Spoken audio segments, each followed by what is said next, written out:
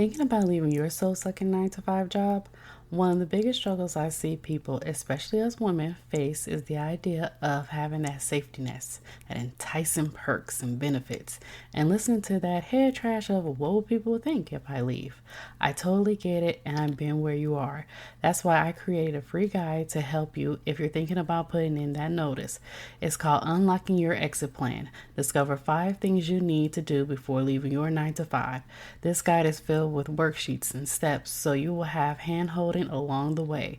You can download your copy in the link in the show notes, and again, it's totally free. Now back to today's episode. Hey there, let's face it. Today's internet world is so saturated and everyone is fighting for that number one spot to be visible. It is no longer about running ads and having thousands of people on your email list. It is about building relationships and networking with others to grow your business and become visible. Hi, my name is Candice. I'm a podcast launch strategist and I help service-based business owners develop and deliver their message to the world by using platforms like podcasting and bringing valuable content to those who need to hear what they have to say. Welcome to the Hello C.S. Dorsey podcast. Welcome back to another episode of the Hello C.S. Dorsey podcast. I have Abbie from For Her Empire. How are you doing today, Abbie? Hi, Candice. I'm doing great. It's almost 5:45 a.m. and I am already like high energy. So, whoa, let's do this. All right. And it's so funny because it's like 6:43 p.m. here, and I'm like, okay, it's time to go to bed. Oh my goodness, this is awesome. So tell everyone who you are and what you do. Okay. Hi, everyone. And Abbie Nwaocha. If you cannot pronounce the last name, Abbie is just fine. And I am the founder and the lead educator here at For Her Empire. So, at For Her Empire, at least we believe that choosing to start your own business as a female entrepreneur is such a huge deal because it's risky. You're putting your time, you're putting your resources, you're putting your effort. It's freaking stressful sometimes, but you choose to stick to it. You choose to build on this, keep doing your best, even though during the first year or the first year and a half, it's stressful and you're not making as much as you had visualized when you were like, I'm going to quit my 9 to 5, but you still stuck to it. And so that's something that should be celebrated, should be encouraged, something that we need to support others so that we have more women starting their businesses. So as For Her Empire, everything we do is to celebrate women who choose to start their business, encourage you, and then support you with giving you resources and guidance to make this business work so you don't quit it halfway and then end up being a story for other female entrepreneurs who want to start their own business, but they're afraid that after a year, they're going to quit as well. Yeah. Oh, that's beautiful. That's so beautiful. Because, they always say that stigma, every Yeah, small business, not every small business, but most small most. businesses fail after 5 years. And they keep saying it over and over again. I think that's still kind of like stuck in a lot of people's minds. And it's probably a little Yes. hard for them to push forward or push through that first year, that second year, that third year. And then by the time the fifth year comes, it's like, okay, it's working. But to push past that, it's like, come on, that's not necessarily true. So, yeah, I really love what you do. Thank So, you. let's talk about the inspiration behind starting your business, or what was that Mhm. like for you? Mm. Fun fact, For Her Empire is actually my third business. So I had learned from the first two and failed, which is the part most people don't like admitting, but I'm very much admit it. And so I had learned from the first two. I had failed, and then but I wanted For Her Empire to be different. I did not want a third failed business, and I did not want because I also have a friend and she was also on her second failed business. So I did not want that to be me. That I did not want For Her Empire to be my failed business. And so I was like, okay, I have learned from all of this. Let's get my acts together. Let's be honest. What did I do wrong? And it was that I did not have a clear understanding or a clear idea of who For Her Empire was for. I did not really conceptualize what exactly do I want to do. Yes, I like teaching. Yes, I like talking to people, but that's not a business. That's like an idea. There are parts I would not like the finances, like the sales part. And so what inspired For Her Empire is honestly, one, the failed businesses from myself and from friends. And it was like, okay, so now I know this is what's not working. But who am I for? I want other women like my friend, like myself, to sort of know what pitfalls are there, to sort of create a business and not ditch it after a year or two because you only focus on what you like. And at the same time, though, it's stressful and frustrating being a female entrepreneur sometimes, because I keep comparing myself to George, one of my friends who's a male entrepreneur, and his business is 7 months, but he has consistent cash. And I'm constantly comparing myself to George. And I don't want to do that. And I don't want other women to do that. And so I created For Her Empire so that, yes, we see George is thriving. Maybe our business is not there yet, but you don't have to feel bad because there is a community around you pushing you and cheering you on. And that's what I created For Her Empire, to really give myself what I needed, to give my friend Patience what she needed as well. That's awesome. I love that you found something that kind of like, you know, you you kind of like went through the whole process yourself, and then you kind of like found Yeah. that thing, you know? Yeah, I know. Because It's like, yeah, because sometimes we think that first thing is it, and yeah. oftentimes Oh my it's not. God. It is so not. Oh my God. It's so not. Uh, So yeah, I like that you went through that, and then you found your thing, and then you like, oh my goodness, I know the roadmap, or I have the framework to show other women or other business owners the exact steps I went through. They're probably struggling with the same thing. So here's the framework that I use to basically get from point A to point B. And I think that's really good. yes. Yes, that's Yes. awesome. So, can you remember a time in your business where you, Mm-hmm. or starting out, where you had Mm-hmm. like a hello moment? Yes. Yes. Yes. Yes. Okay. So it was I've forgotten the exact day, but I was lying in bed and I was on the phone with Patience, the lady I had mentioned earlier, and then I had started a business called the Growth Metric, and it's a bit similar to For Her Empire. And then Patience had asked a question like, what about for what about the growth metric? Are you going to drop it behind? And I was like, no, I don't think so. And so she replied that if you have two businesses doing the same thing, aren't they sort of competing against each other? And I was like, oh, yeah, you have a point. So I had to figure out what will make For Her Empire, this new business, different from the growth metric, this failing business. And so, and I hadn't thought about that before. At first, I was like, well, at the growth metric, it's sort of like a marketing agency, but For Her Empire is sort of like a marketing coaching of sort. And then so Precious was like, yeah, but you could just add a coaching package to the growth metric and you will solve that problem. What exactly is For Her Empire literally doing? So I was like, well, what if For Her the growth metric was for like everybody? Then For Her Empire was like for like women. And she was like, you could just make a women's package on the growth metric, you know. It's like, oh yeah, you have a point. And my aha moment or my hello moment for Her Empire was sitting down and realizing that just adding a package and just saying this for women was not a target audience, was not a niche, it was not like a value proposition. I have to go deeper. I have to look deeper and into myself and realize, okay, at the core of everything, if I take out the coaching packages, what is For Her Empire for? If I look deep into myself and find all of this. And it was that I want to celebrate women. I know starting a business as a woman is stressful, it's challenging, it's so expensive sometimes, man.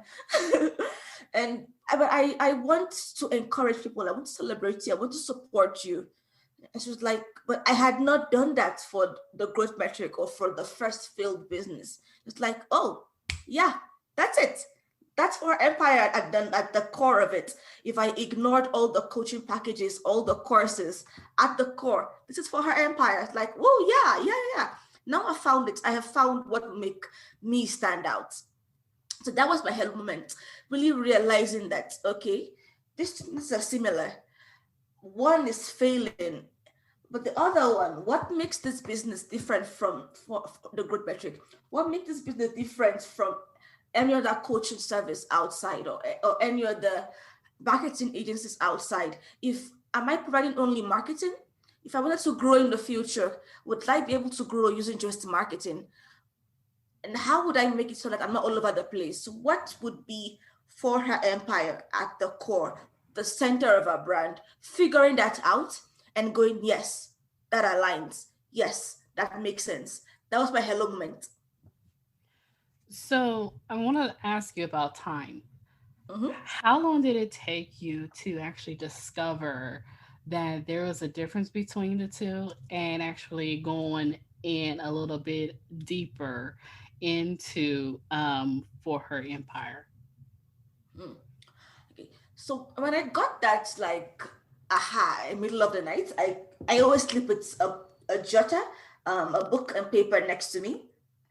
So I like got up, took it, instead of writing it down. For her empire to celebrate women.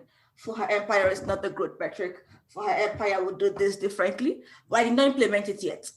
It was late at night, and I don't think it's something you, when you have an idea, you like implement it immediately, because the next day you might come down to earth and you realize that this might not make so much sense.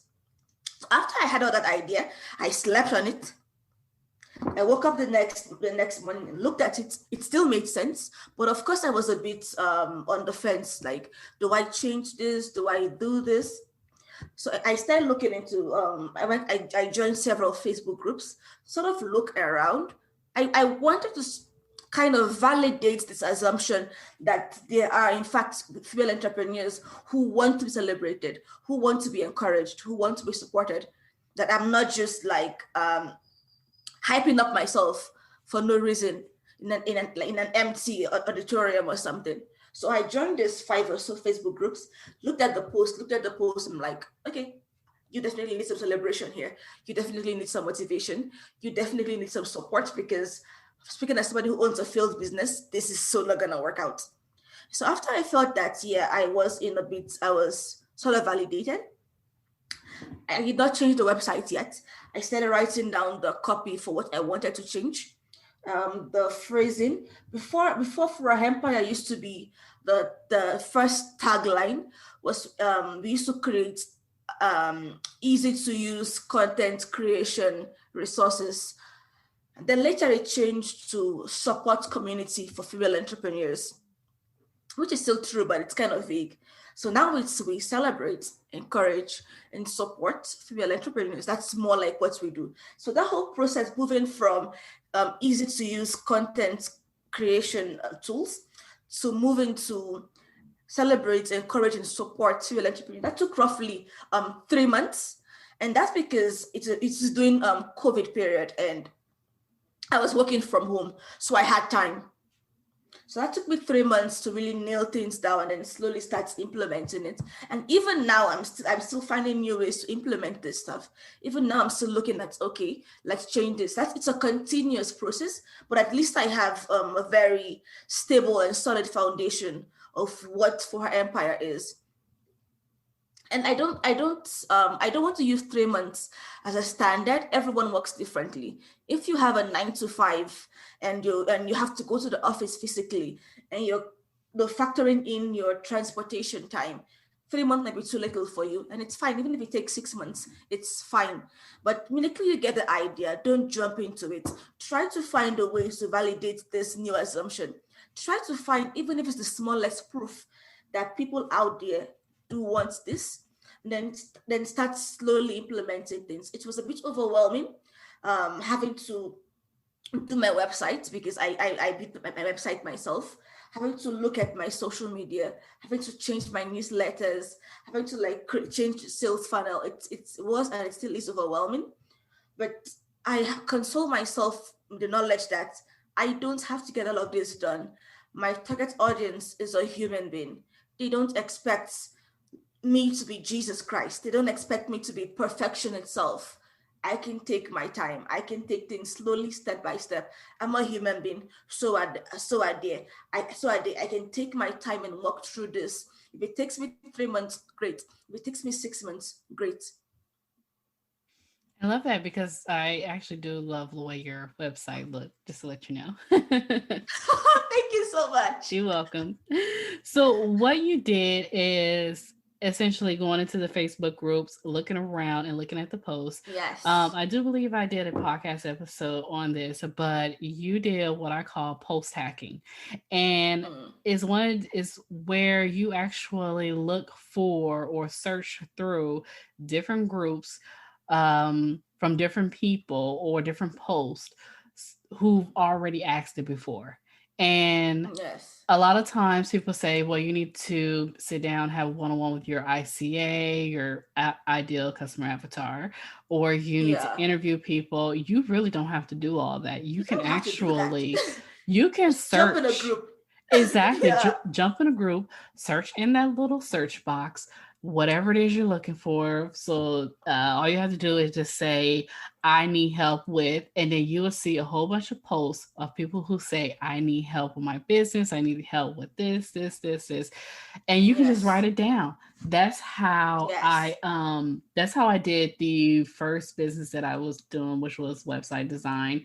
How Yeah. I figured out how to price my website design and what Yeah. is it that people were struggling with. You don't, well, you can search on Google, that's perfectly fine. But Facebook Yeah. is the best place, and you don't even have to talk to anyone to do it. You Nope. can Just actually look. be an introverted self and get all the Exactly. answers you want. Exactly. So a lot of people be like, don't like, I don't know where to start. I don't know what to do. What find out what the conversations are. You know, a lot of people Yeah. have already started those conversations. The same thing you're trying to ask, it's already been asked. Just go look for it, you know? Yes. So you so far I had to say that because I was like, is she post hack? Yeah, I can't just jump into like this. Like you have this idea, then you jump into it. It's like wait, slow down, slow down, slow down. Is there an actual market or demand for this idea? And that's right. Yeah, because now if I jump into this, then I like put in all my energy, my resources because I am so enthusiastic. What happens if 6 months down the line I'm still getting cricket noises? I'll be so hurt. Yes. Yeah, you will feel like I had all this drive, all this motivation, but nobody wants it. It's going to hurt. So That's I had right. to like calm my horses, like, let's first validate this stuff right now. Then I can get excited. That's right. Yes, I love your approach. Love it so much. So, what are some takeaways that you can give to our listeners out there? Okay. Okay. So the thing is that as female entrepreneurs, at least now, this in this current in the last 5 years, one of the first things we do is to jump on different Facebook groups so we can connect with other female entrepreneurs and so we can sort of maybe sell to them if they are a target audience.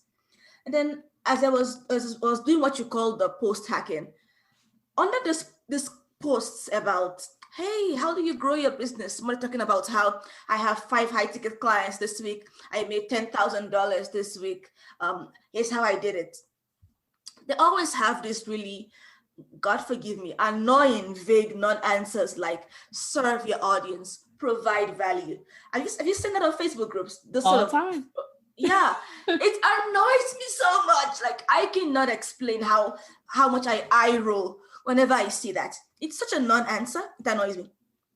And and being as somebody whose entire goal is like to celebrate you, to encourage you, That is such a demoralizing answer because you've not answered my question. What does serving my audience literally mean? Like, what does provide value mean? Just tell me you don't want to tell me and go. Be honest with it. Don't give me a non-answer. So that annoyed me so much. And then I had to like look at those posts, then look at, of course, look at myself at For Her Empire, my failed business, look at George's business that's thriving, then look at Patient's business, both the failed one and now the thriving one.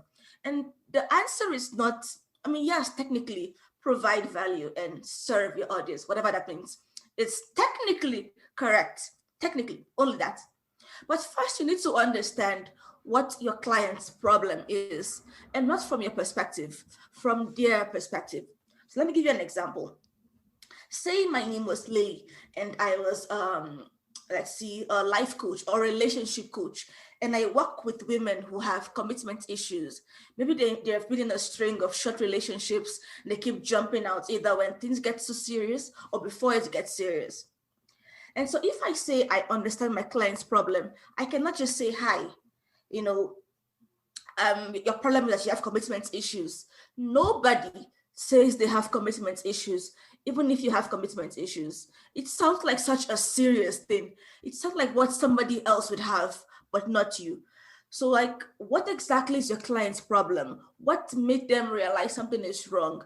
What words would they actually use? They wouldn't say, I have commitment issues. They would say, I'm afraid of, or I'm anxious about XYZ, but they wouldn't say, I have commitment issues. They will definitely phrase it differently. So it might be that I want to be in a committed relationship, but I'm afraid that I'll get hurt.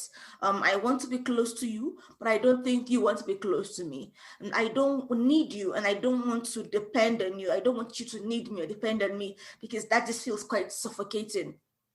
That's how they would explain that.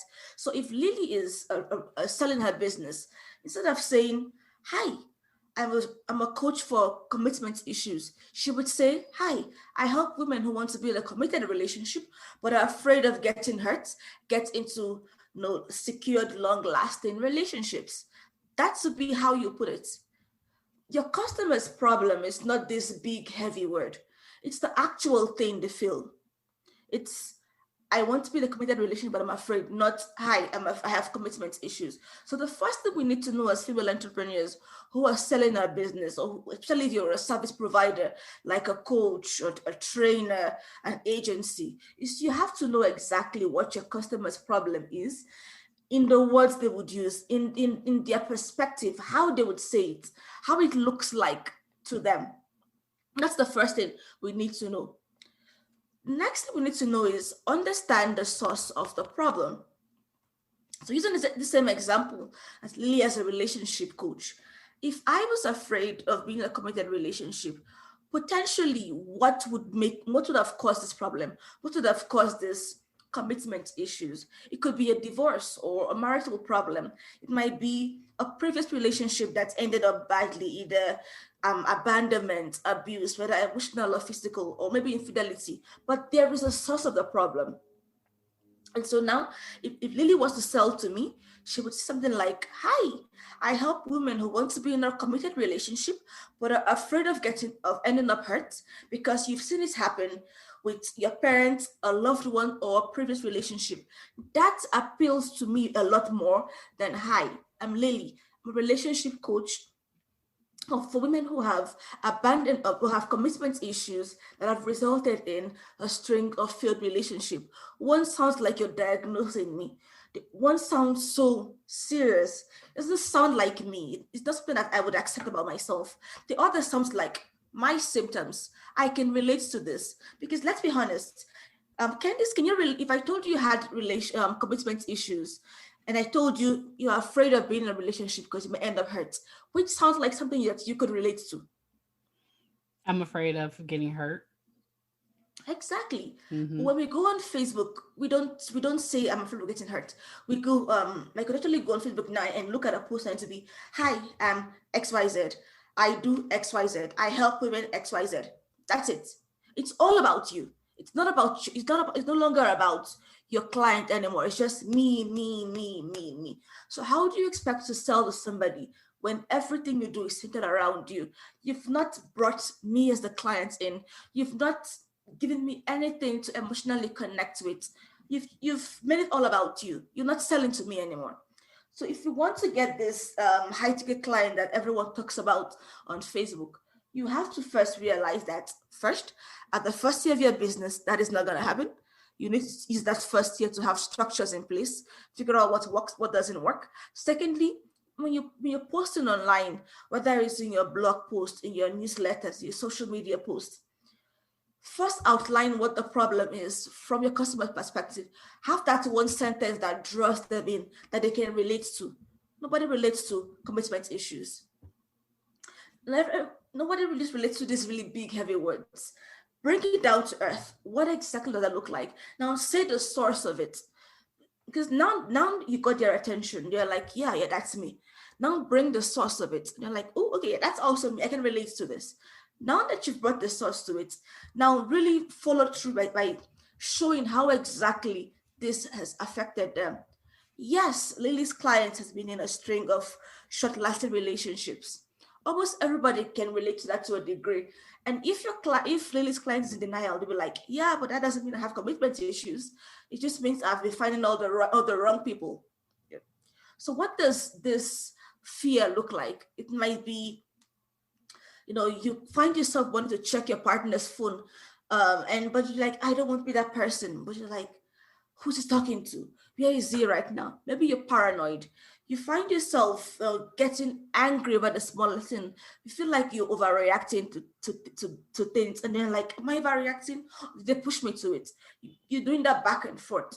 You might find yourself having issues with your body. Like you stop eating because you feel I'm no longer very attractive and I want to shape myself in a way that will appeal to my partner, even though my partner has literally mentioned nothing about how I look and it's just in my head. So this is what it actually looks like, how it has affected them. So now that you know what the problem is, you know what the source of the problem is, you follow that up by saying, this is what it looks like. Is this you? Can you relate to this? So if Lily was to do a post for her free, let's say she wants to do a free consultation, a free 20-minute consultation, she might say something like this. You want to be in a committed relationship, but you're afraid you'll end up hurt because you've seen this happen with your parents or loved one or a previous relationship. You don't want to be that paranoid person. You don't want to hate yourself. You don't want to feel insecure. You want a healthy relationship where you trust your partner and you feel secure that they love you in turn. Now, Lily follows this up by saying, give yourself a point if you can relate to this. One, you find yourself checking or wanting to check your partner's phone. Two, you're unhappy with how you look and you think your partner thinks the same thing. Three, when you close your eyes, you can still see your parents or a loved one divorce and you're afraid the same thing will happen to you. Four, you've cried yourself to sleep with worry that your relationship is too good to last. 5, 6, 7, 8. Lily can put some more details in there. Then she says, if you score 5 or more, schedule a free 20-minute consultation with me, and I will do my best to work with you so that you're able to connect with and trust your partner. How emotionally resonant does that sound like to you, Candice? Wow. That was really good. Yeah, you see, it Yeah. it it makes more sense It because does. now it's not about Lily anymore. It's about her client. We've outlined what the problem is. We've outlined what the source of this problem. We actually give them, let's say, 5 to 10 things that they can look at, so that instead of me telling you you have commitment issues, you can see it in a bullet point, and in your head, when you've seen that 5 of these things you can relate to, you are more inclined to book that free consultation with Lily because this makes sense. You know, it directly ties into you. It tells you what you need to do. It makes more sense than, hi, I'm Lily, a relationship coach. I help women who have abandonment issues and a string of short relationships get into fulfilling relationship. That sounds so boring. It sounds like I can just say, hi, I'm Jessica. I'm a voice coach. I help women train their voice. Or, hi, I'm Ashley. I'm a fitness coach. I help women get in shape. It's so generic. I could take literally your name and what you do and what I do and change it, and nothing changes. And that's what we do on Facebook, in these Facebook groups, every single time. It's just us, us, us, us, us. So we need to, one, understand your client's problem, understand the source of the problem, understand how it has affected them, then put that together in all of your sales copy. Let it be in your blog post, let it be in your booking page, let it be in your social media post, let it be reflected, let it really be about them. And that's how you can really connect with your future clients and make them take that step to schedule that free 20 minutes consultation or take your freebie. Maybe Lily could actually make this quiz know her lead magnets, that if you score 5 or more, like a quiz, immediately takes you to the next page that takes you to a calendar that says schedule a 20 minutes consultation. That could be her lead magnet. But it's already something that works for you. It's already about you as the client, not me as Lily. That's the problem here. We are all us, even though we don't think we are. We're all about ourselves, me. But that's not a business. We always say that the core of a business is a client. True, but is that reflected in your sales message? Most of the times, no. That's what we need to do right now. We need to stop being all about us, stop being egocentric in our marketing and our sales, and shift it to our customer. Let's use the words they relate to. Let everything be about their feelings, their thoughts, their worries, their action, not us. I love it. That's my key takeaway. I hope that makes sense. No, it actually does. No, it actually Thank does. you. And I want to do a recap because I did take notes because I'm a note taker. So we started off, what is your client's problem? And what I Yes. did was I put in quotations, afraid of, or Yes. I said, I don't think. So you kind of like have to put those into perspective. And I'm gonna share the little fill in the blanks that I had created. So Okay. so Oh, the feeling, what did I say here? The feeling the customer have, understanding the source of the problem, yes. what was the cause. And Yes.